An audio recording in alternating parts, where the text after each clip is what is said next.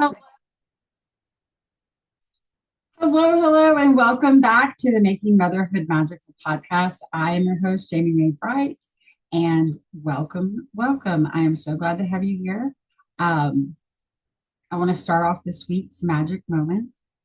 This week's magic moment started with my little sister's birthday. My little sister turned 43 on Saturday, and a while back, she had sent me a link for a Rainbow Bright doll. She That was her doll. Like she toted that thing everywhere. She loved Rainbow Bright. It was the exact same doll from her childhood, like exact same. So anyway, I ordered it for her for Christmas, or not for her Christmas, for her birthday. And anyway, I sent her a text telling her that the shipping information and all that stuff. And my daughter, who's 10, was like, "Mama, what was your doll?" Because I was explaining to her how this was Aunt Amanda's doll. And I was like, "You know what? Let me see if I can find one." And I had a little baby doll that was a Gerber baby doll that I think I probably got, now that I've been dating it, either for my first birthday or for my second Christmas. And I wish that there was someone alive that I could ask this if they knew the answer. But unfortunately, there's not. Um, but her name was Baby Morgan. Toted her everywhere. Some of my earliest childhood memories are literally chewing on this baby doll's head. And I just Googled 1970s Gerber baby doll, just, to see what happened, see if I could find it. I immediately find one on eBay. And it looks like it could have been mine because it looks like it got run over by a Jeep. And my baby Morgan, bless her heart, I chewed on her head. I colored on the back of her head. Her head actually fell off, and my nanny made it so that there was a shoelace that was like strung inside of like the collar kind of part of the fabric part of it. And she strung a shoelace through there and literally tied her head back onto the doll body with a shoelace. So this baby doll had a rough life, and I took her to college with me. I had her as I had my own first child. Like she was my baby doll. And then in my mid 20s, I lost a storage unit due to not being able to pay for it. And she was in that storage unit. So I have not had her for the last 20 years. And I was just talking Christmas stuff with my daughter, and she was like, "Mama, do you want that for Christmas?" I was like, honestly, I really do want her for Christmas. And so I took the link and I opened it because, like, we all have our own little Google. So I opened the link to the eBay on Google, on Clara's Google, and I was like, "Tell your daddy that this is what Mama wants for Christmas." And so this was like 3 or 4 days ago. And um, last night, my husband and I were in bed, and he was like, "What do you want?" I don't. He didn't say what do you want for Christmas. He goes, "I don't know what to get you for Christmas."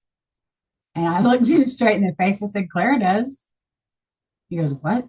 I was like, "Seriously, Clara knows exactly what I want for Christmas." He goes, "That creepy doll?" I was like, "Yes, that doll. I want that doll so bad."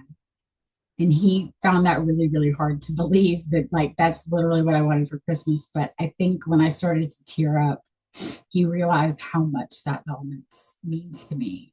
And here's what's the best part. Okay, two things. One, the doll, the first doll that I found was, like, I don't know, in California somewhere. The second doll that I found, which is the most unbelievably perfect doll you've ever seen, it still has the tags on her, is here in Colorado. I'm not gonna have to go pick her up or anything. They're gonna ship her. But she's absolutely freaking perfect. I'm gonna show you. I'll put the link in the show notes, but I gotta show y'all at least the camera footage. So this is Baby Morgan. Baby Morgan has her little neck, her little bib. She has her little skirt. She has the tag on her hand. This is a brand new Baby Morgan. That to me is so freaking magical. The fact that it's already in Colorado means that it needed to happen. Oh, wait, there was one more synchronicity I totally forgot to say. So that was like 3 or 4 days ago that I gave Claire the link. She had to restart the computer and the link wasn't pulled up anymore. And I pulled up eBay on my phone, looking for it on my phone last night. Not even because of what Daniel asked me, because I was on Facebook and someone was like, if your husband was going to spend $40 on you, what would you want? And I was like, this doll is $40 is exactly what I want. And so I was looking for the link for it just to share on Facebook and I could not find it. And I kept going through listings and going through and like trying to remember exactly what I searched because I was trying to be very specific. I was trying to find the exact same listing and I could not find it. And then it's like my heart dropped. And I was like, someone already got me. That's okay. There was a red one. Baby Morgan wasn't red. I could maybe settle for a red one. I was like, no, I don't even want a red one. And then there was the gross one. And I was like, no, I really, while the gross one is very authentic, no, thank you. I don't want someone else's gross doll. I want my own gross doll. And so anyway, my husband calls me this morning and is like, either send me the link or order the doll. And I was like, I love you. Thank you. Thank you. I know it's not a surprise, but it's literally exactly what I want for Christmas. And so I was like, okay, I'll get on the computer and I'll see if I can pull it back up. So I went to my history and I, went to the link and it opened back up and it was right there and it said, buy now, one person watching. And I was like, yay. And so I'm a cheapo. I'm still gonna try to get it for less. So I sent an offer and within the next 10 minutes, they sent a counter offer and I accepted. And now baby Morgan is on her way here. And that's something I never thought I would ever have again in my life. Like I never thought I would have a perfectly brand new vintage 1979 Gerber baby. But she's on her way from Aurora, so she'll be here in a day or two. I'm so excited. And I'm also excited because this year Daniel has no clue what me and the kids got him. And I'm super excited because they are two things that he really, really, really wants and doesn't want to ask for. But anyway, I'm excited. That's my magic moment for the week is finding a brand new 1979 baby Morgan. So I hope that you have a magical moment this week. Also, you're welcome to email me and share it. I would love that so much. Email is in the notes section. And what is even more of a synchronicity about all of this is that this week's topic that I had already, researched and gotten ready for is all about your inner child. I'm serious. Inner child, it says it right there. And I did this on Saturday without any knowing that I was going to have such a monumental inner child healing moment as I have this morning. But anyway, let's talk about our inner child. Let's not do that. No one will call me all day long. Then I'll get on here to record a podcast and my friend. I'm actually surprised it wasn't my husband. Last time it was my husband. And I think the first time it was my daughter. Excuse me, I'm thirsty. And no, I'm not going to edit it out because I don't have that kind of time and type of skills. And when I have that type of money, I'll pay someone else to do it. But right now, you'll just get this. Sorry. I love you guys. So, inner child. When I say inner child, what does that make you think of? What do you think about when I say inner child?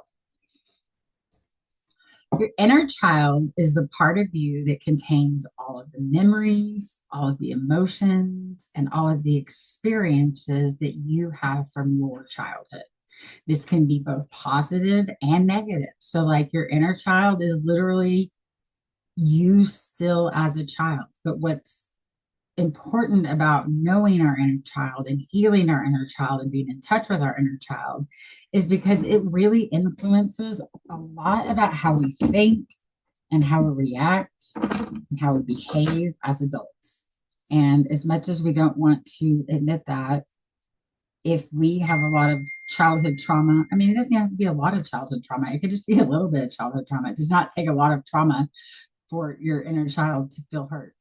In fact, it could be as simple as being in seventh grade and trying out for the volleyball team and not making the A team, making the B team. And that as a Leo son, that I don't like being second best. I like being first best. And I just remember one of the things that made me so sad about being on the B team is that I was the only person that did not have Nike tennis shoes.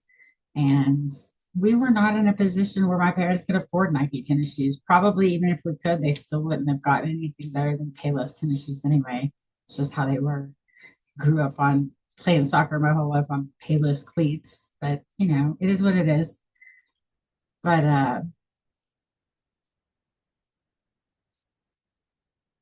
oh my gosh, now I'm gonna have to edit it because I don't know what I'm talking about. Anyway, our inner child does influence how we think and how we react as an adult, and it can be triggered by all kinds of different experiences in your adult life. It can be triggered by smells, it can be triggered by sounds, it can be triggered by just feelings, it can be triggered by songs, memories, it can be triggered by anything. But it also leads to really unhealthy reactions like overreacting, like as a child. Avoidance also. Think about when you're a kid and your parents are fighting. What are you going to do? Most likely withdraw from that and avoid that it's even happening and shove it deep inside of you. And then we wonder why we avoid stuff when we're adults. We've been trained for this. And until we go back and heal that inner child, then we're still going to be training with it. Addiction also can come from having a wounded inner child. Um, a lot of times, drug addiction starts when you are still a child. I mean, I consider a teenager a child. I was 14 the first time I tried anything that I wasn't supposed to be doing. And because of things that happened to me, I would turn to that either to numb emotions or in seeking, thinking that, oh, if I take this, it's going to make me feel better. I'm going to have these emotions that I want to have instead of the ones that I do have. So, I mean, it builds with us and it grows with us, and we carry it as adults. And it, like I said, until we can heal her, she's still going to be there. One good thing about healing your inner child is it can help your inner child feel peace. It helps a lot with self love. And honestly, it really helps with personal growth. It's really hard to grow as a person without being in touch and familiar with your inner child. There are a lot of benefits to working with your inner child and doing inner child work. The foundational benefit of inner child work and healing your inner child is developing self awareness. Self awareness is super important. We cannot grow without self awareness. If we are not aware of the actions that we're taking to get the results that we're getting, then we are not going to be able to grow past our limitations. So when you work with your inner child, it helps you develop that self awareness and state of being that you can communicate and change behaviors all based on what you are really actually doing and feeling. When you're developing mental fitness, the first skill to develop is introspection. It lays the foundation for all kinds of other kinds of growth. So if you can't be introspective and be honest with yourself, being introspective, like I said, you're not going to experience the growth that you need to experience just as a human on this planet, honestly. Um, Understanding how past trauma affects your present behavior is also something that will come out of doing inner child work. I have to say, I grew up in a great home. there was a lot of stress around money, and I carry around a lot of money insecurity. It takes a lot for me to not revert back to feeling like in a state of lack all the time because of my dad losing his job when I was in third grade, and always having to make ends meet. I remember coming home from school sometimes, and the water would be turned off, and we'd call my mom, and mom, the water's off, or whatever it is. They always got it back on. We always had a loving home. We always had a hot meal. We always had love. But that doesn't mean I didn't have other kinds of trauma outside of my home. And it's not a trauma competition like I was talking about earlier. You can have huge trauma. I mean, you could have sexual assault trauma. You could have, kidnapping trauma. I had a friend that she was kidnapped when she was a teenager. I had another friend that was basically kidnapped by their boyfriend and murdered. So, I mean, there's all kinds of things that happen to us that are traumatic to us. And it's not tit for tat. It doesn't mean that just because it was traumatic for you to lose your grandfather is not as valid as any other trauma. So it's not a trauma competition.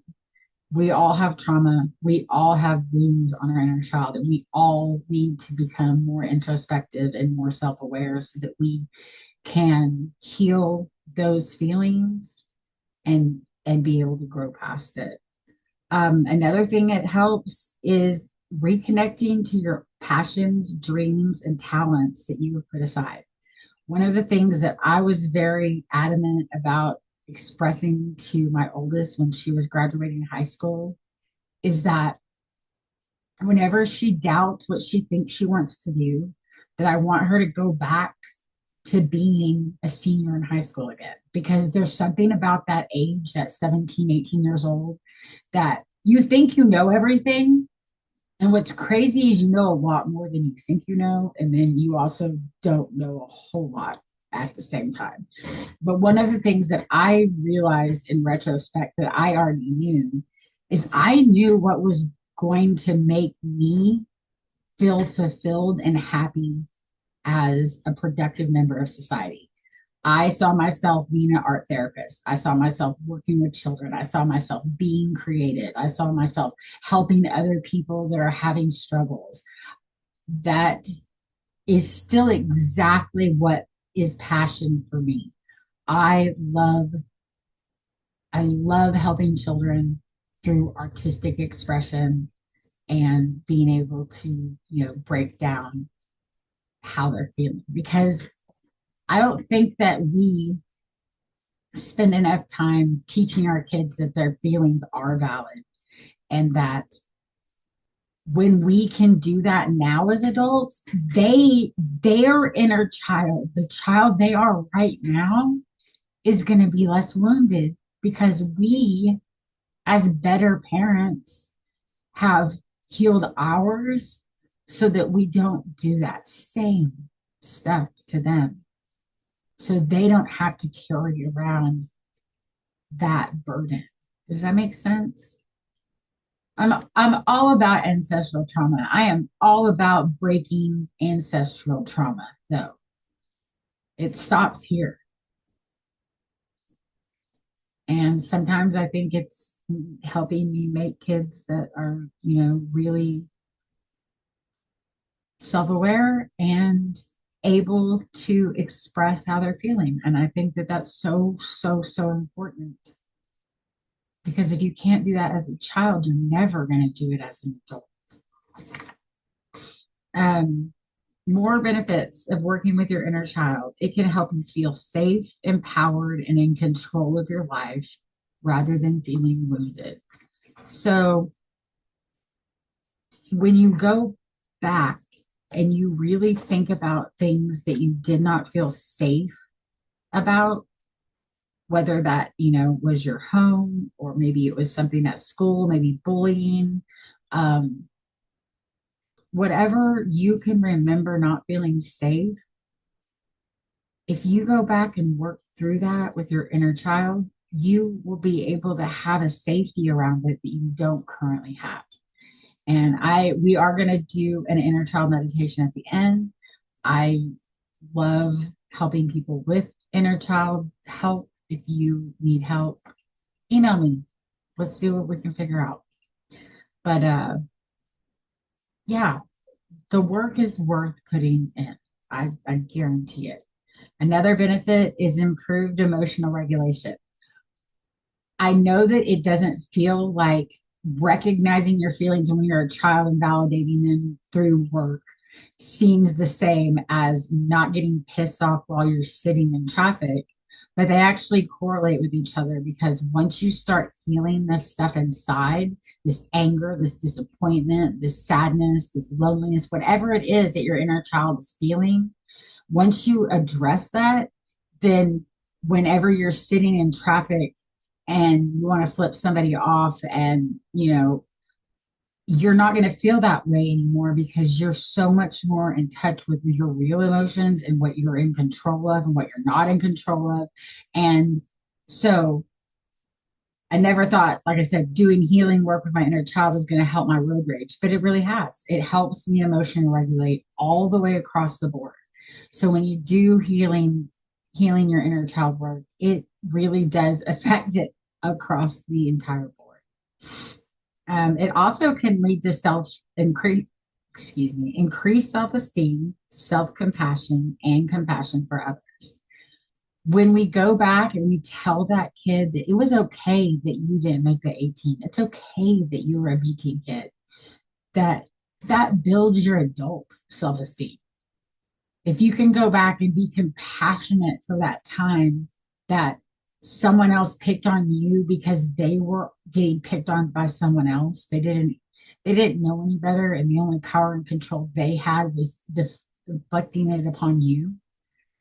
When you can look at things from a different angle, it really helps with the healing because that's what it's all about. It's about looking at how you already felt through a different lens so that you can transmute that into something that's understood, validated, and worked through. And then you don't have to keep carrying that wounded feeling around all the time. Wounds are supposed to heal, they're supposed to scab over. Sometimes you pick at your scab. That's dealing with this, it's dealing with whatever your past is holding over you, basically. Um, I think I got my pages out of order. I love when I handwrite notes. I handwrote notes, so handwrote notes. That's English.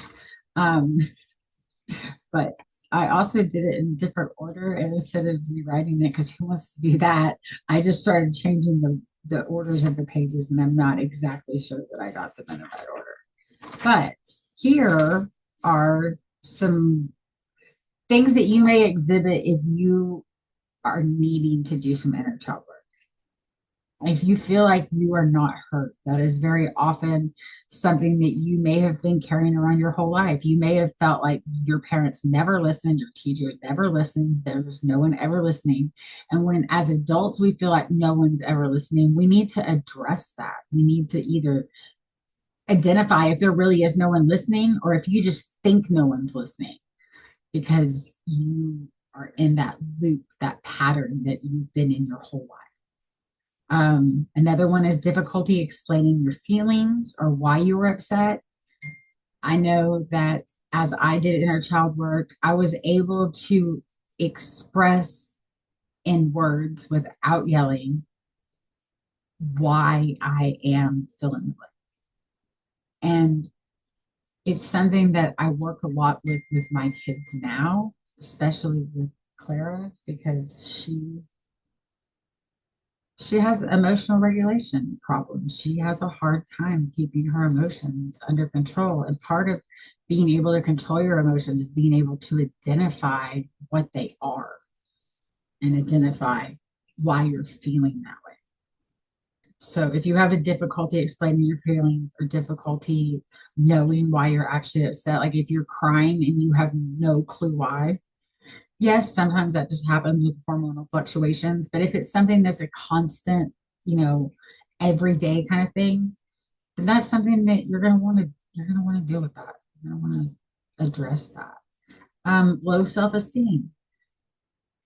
When we have a low self-esteem as a child, we have a low self-esteem as a teenager, and then we go into looking for, husbands and wives and have a low self-esteem.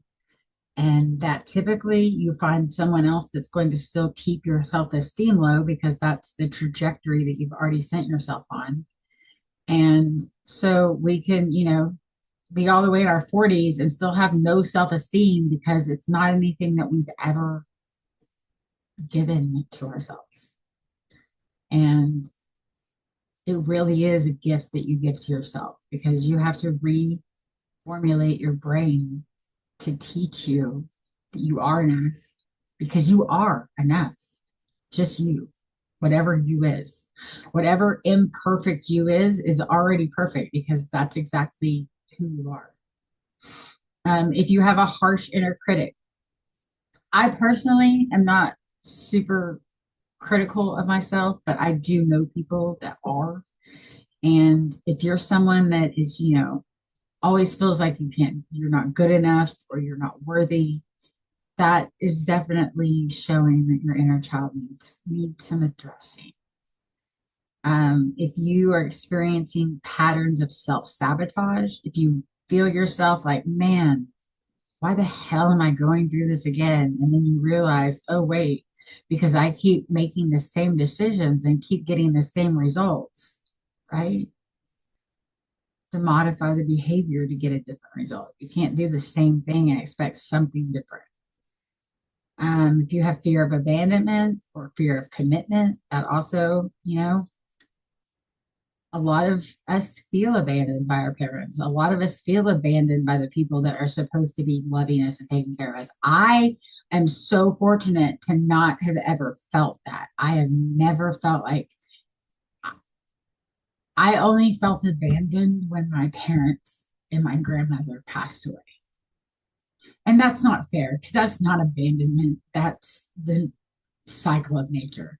But to me, that was the only time in my life. When they were alive, I never once felt abandoned. I always knew that there was someone there for me. And I know there's people here for me now, but as far as the whole mental health, where I was at, I felt abandoned when all of them passed away so quickly within, a couple of years of each other. Um, Also, if you have challenges with setting boundaries or expressing your needs, a lot of times as a child, you're not allowed to set boundaries. You have to obey someone else's boundaries and you have to,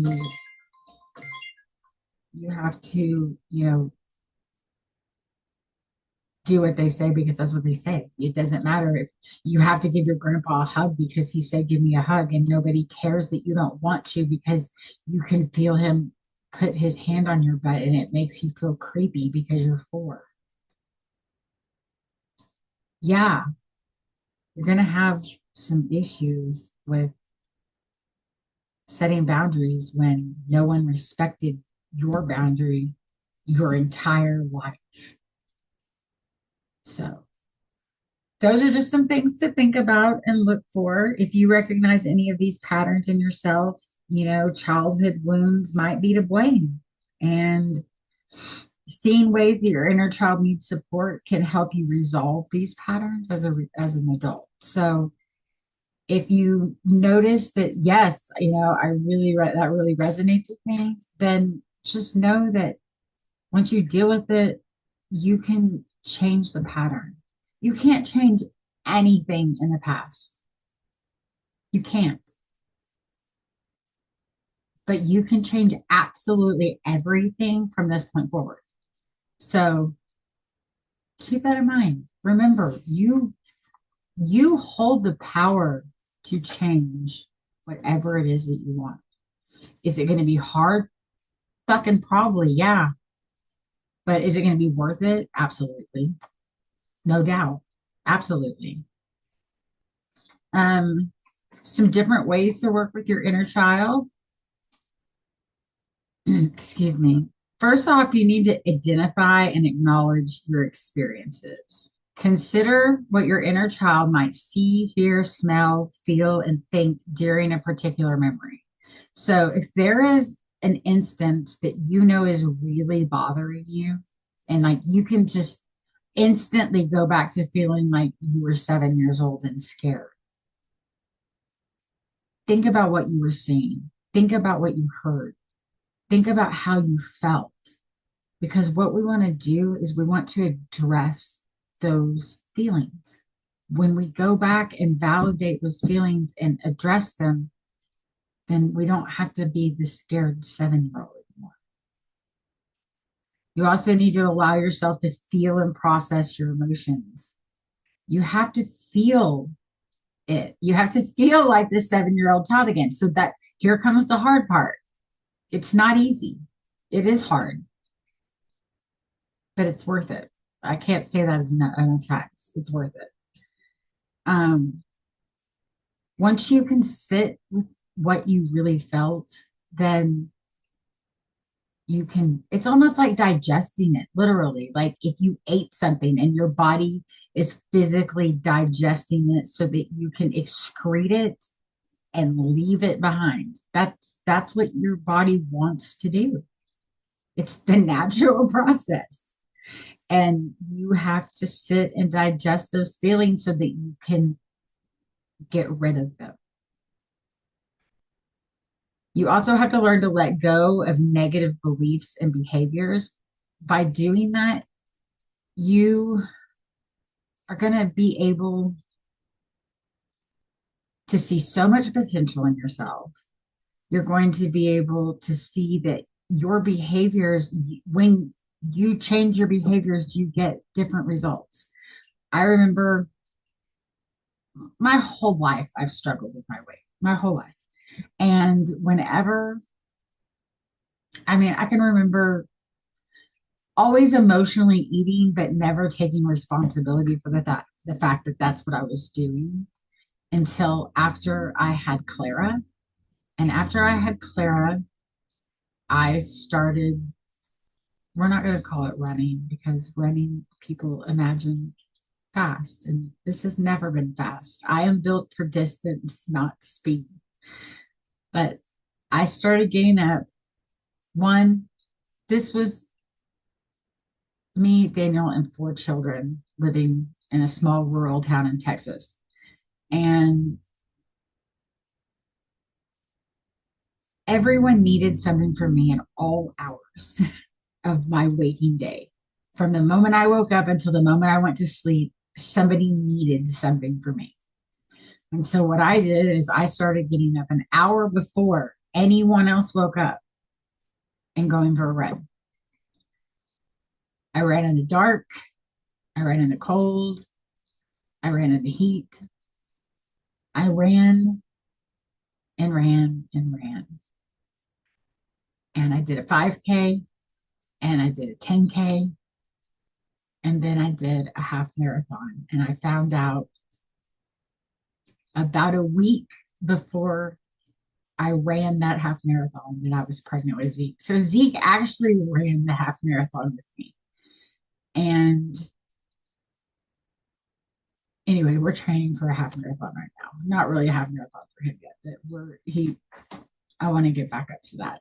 But it wasn't until I changed my behavior and I became a habitual runner that anything changed. And so being able to take responsibility for your actions is just so key. And when we let our inner child feel validated, then we get to make better decisions, I guess is really the long and the short of it. It also gives you the opportunity to meet unmet needs when you work with your inner child. Consider how you can give yourself what you needed as a child. What in that instant that you were scared did you need? Did you need someone to tell you it was okay? Did you need someone to turn the light on? What did you need at that moment?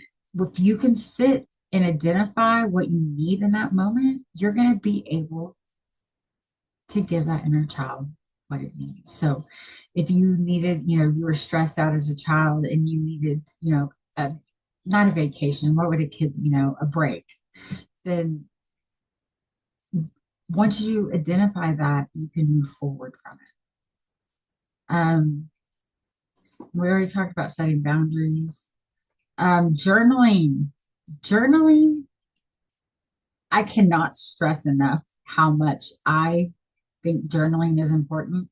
In fact, when this airs, I will have just finished.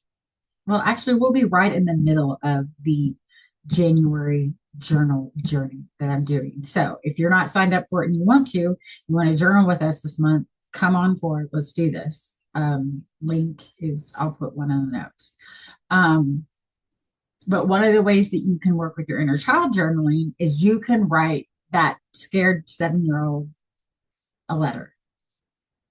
But even better than just writing that scared 7-year-old a letter is that scared 7-year-old can write you a letter. And honestly, you could take that alone to a whole journal level. You could fill up a whole book writing back and forth from your inner child. I know I could. There's enough of us in here. We could pull that off completely. But yeah, journal. Start by journaling by writing your inner child. Dear 7-year-old Jamie, I am sorry that you felt so alone and scared when you were on that camping trip, and that, whatever it is, write them and tell them it's okay. Tell them that you forgive them for whatever it is. We all make poor mistakes, and it doesn't have to be a child. This can be your inner teenager. Also, we need to address all of it, not just the tiny child, but it does start from as soon as you have memories. As soon as you have memories, you're building your inner child. That's why when we can make it better for our children, we are protecting their inner child and giving them less work to do when they're our age. Another way to work with it is meditating. Sit with those difficult emotions. I cannot stress the importance of sitting in silence and how much it can change your fucking life.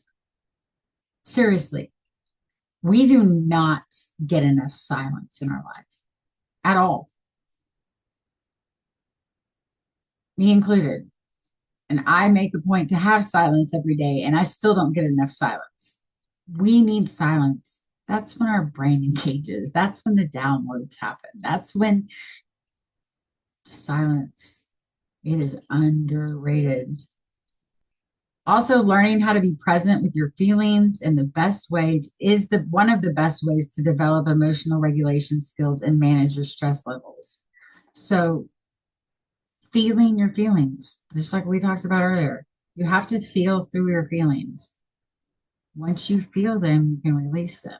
If you keep avoiding feeling them by alcohol or exercise or food or whatever it is that you're filling in instead of feeling your emotions, then you're going to still have them shoved down inside you. Another thing we can do when we meditate is revisualize how something transpired. Maybe you have a memory of when you were a freshman in high school and you were doing the play Romeo and Juliet and you got up to do the main scene and you completely didn't know it. You knew part of it, but you didn't know all of it. And you made a complete ass of yourself in front of all of the freshman parents and freshmen that took honors English in Miss Root's class. And you can go back and you can reimagine nailing that part, nailing what you were supposed to perform. Because I guarantee you, there might be a few people that remember it happening, but I bet you for $1 million that anybody that was part of that production probably didn't give a shit. And they definitely don't now, 34 years later, 33 years later. So yeah, you can take meditating to revisualize things and give yourself a happy ending. You made that touchdown. You made that, you know, project for art that you wanted to. You were successful at using the potter's wheel instead of the truth that you weren't. Whatever it is, reimagine it. Give yourself what you wanted in your brain, and then it starts to dissipate. Also, practicing self-care is really, really a good way to make your inner child happier. And it could be as complex as, years of therapy, or it could be as simple as making a few tweaks to your morning or your evening routine. Because sometimes when our needs aren't met as a child, we hold on to these same patterns as an adult, and we don't take care of our needs as moms, our needs as wives, our needs as a person. If we don't take care of our needs, it is impossible for us to be able to take care of other people's needs. You cannot water a plant with an empty watering can. You have to have some water. You have to hydrate yourself. You have to reintegrate the energy that you're expending on other people back into yourself. Once you start really getting in a good habit of rejuvenating yourself, then you have so much more to give people. That's what people don't understand with self-care. If you can rejuvenate and re-energize yourself and your core and your being, then when you come back, you amplify what you already have. But when we don't give ourselves time to nourish ourselves and to replenish our energy and our everything, it could be sleep, it could be food, it could be quiet. Like I said, you could just really need some quiet. Whatever it is that you need, it reflects how your needs were met as a child. And until we address that, we're going to keep doing that. So don't let your inner child's needs be unmet. Meet your needs now and their needs from then, and then you don't keep doing the same thing. Another way to do some inner child work is sometimes we come from a place that we want nothing to do with, that we don't even want to remember what we did because it was so horrible. I understand that's out there. Build yourself a new set of caregivers. If your parents were crap, find new parents. Now, do they have to be the same age as your parents or what you? No, but find two people that have something to give to you in a way that is parental. An aunt, an uncle, a coworker, someone at church, someone at school, someone at whatever. There's always, when you look, there's always someone more experienced than you that honestly is probably just wanting someone to ask them for their advice. I promise. You'd be surprised. You think you don't have anyone to help you? Find anyone older than you that will talk to you. I guarantee you they will give you some advice because we have a lot of it to the younger people. And I can guarantee you there's not a person that's older than me that I couldn't ask something to them and they wouldn't completely pour out their guts the complete truth of whatever it is I was asking of them. There are lots of great people that can be your family that are not related to you. Same with brothers and sisters. You can have a sister from another mister. You can have a brother from another member. You can have people in your life that you are closer to than anyone that you share blood with. And that is okay. Sometimes that's what we need. I'm fortunate to have some badass siblings that are always here for each other when we need it. When shit gets tough, we come together. And I feel so blessed for that. I know that that is not the norm. But when push comes to shove, my brothers and sisters are ride or die. We all are. And some of us are a little bit crazy too. So there's that. So yeah, if your family is not a family, pick a family. Get your own family, but don't isolate. Don't disconnect.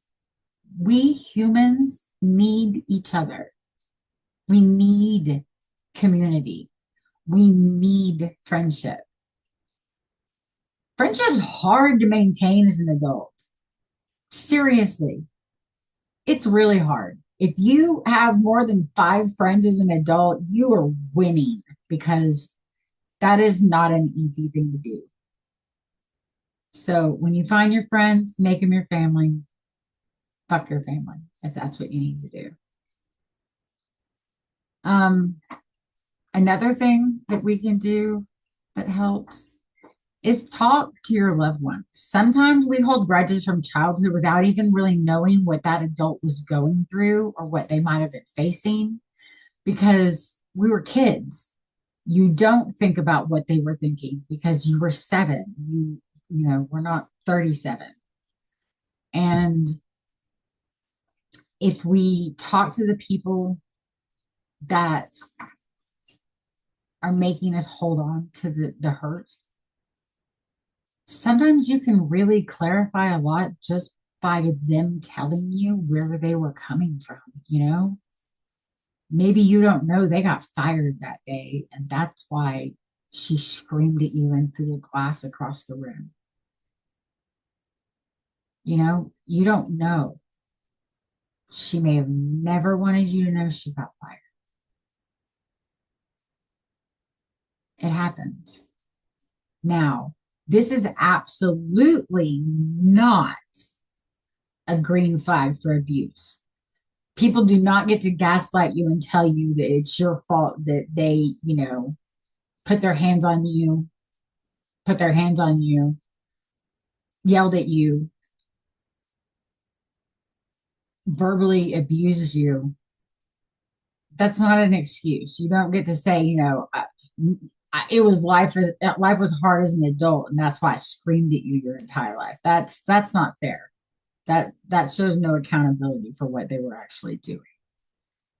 But being able to see it from their perspective might help you heal some because it might just make it a little less harsh than you remember it being. And sometimes that clarity, I feel like right now, that is what I'm living with my oldest two, is that we talk a lot about all of the stuff that we have all lived through together and talk with them as an adult instead of as the age that they were going to happen. Like Abby's dad died when she was 12. Well, we can talk about it in a completely different way now than when she was 12. And, from then on, we had a lot of loss in our family. And as we get to know each other, you'll get to hear all of the stories. But just being able to talk about things with your mom or with your dad or with whoever it is, fill in the blank. For me, it's with my children because that's who I have left to communicate with. But let them tell you their side of the story again, because it might come through a different filter. And that's really what it's all about is tweaking that lens so that we can see a bigger picture than just what our brains remember being. Working with our inner child helps us remember how to play. Adults don't play enough. They really don't. Like, I admire my older brother so much because his entire adult life, he has played on at least one soccer team. His entire adult life. He has friends from soccer and he has played soccer every week almost that he's been alive. And I love that because I would love to go be on a co-ed softball team. I talk about it on every job I've ever worked at. I'm like, hey, let's have a softball team. It never happens. I never actually go play. And when we connect back to our inner child, it gives us that permission to go play. And when we play, we really restore that part of us from our childhood that made us feel free when you could imagine things and let that, we grew up usually with at least a large yard with trees, if not acreage. And I can remember my brother made trails through the forest and they dug foxholes and we pretended like we were in World War II and, tanks. And I mean, creative play is so natural to children. And then as adults, we don't, at best, we get to pretend to be somebody else at work than how we really feel. Like we don't get to play, we get to conform. And I don't think anyone should have to do that either, just so you know. If you feel like you have to be a completely different person than you are at work and what you are in real life, then you have the wrong fucking job. So look into that, change that too. Um, but yeah, learning how to play helps us be more creative. And where the creativity is where the abundance is. That's when things flow. That's when the universe is in sync. That's when you are going to be able to channel the best stuff into your life. And that can all come from doing something as simple as finger painting with Jello with your kids. Not Jello, Jello pudding. Not pudding pops, just Jello pudding. So yeah, get some manila paper, get some chocolate pudding, or get some vanilla pudding and some food coloring. Then you can make whatever color you want and use it as finger paint. And then you can lick it off your fingers. And if you don't use too much food coloring, they won't even be all different colors.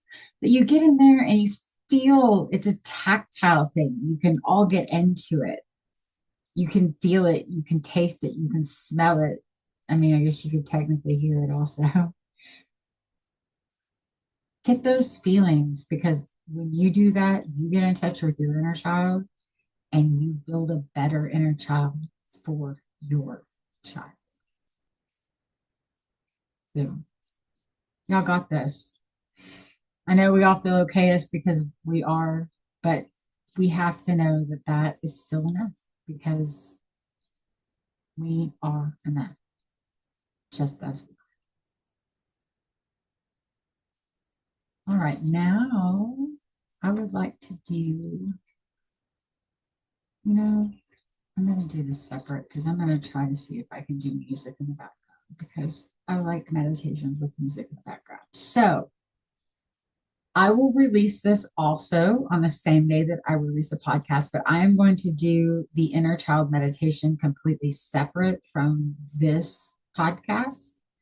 So that way it's easier to access by itself. You don't have to like fast forward through the whole podcast and blah, blah, blah. Anyway, also, I'm sorry, I think I mentioned it before. Yes, I could probably edit it and have the clip over here and a clip over here, but I don't know how to do any of that shit. And until I do, or until I can afford someone to help me do it, then y'all are going to get me at my worst. And that's okay because done is better than not done, and okay is better than not done. So.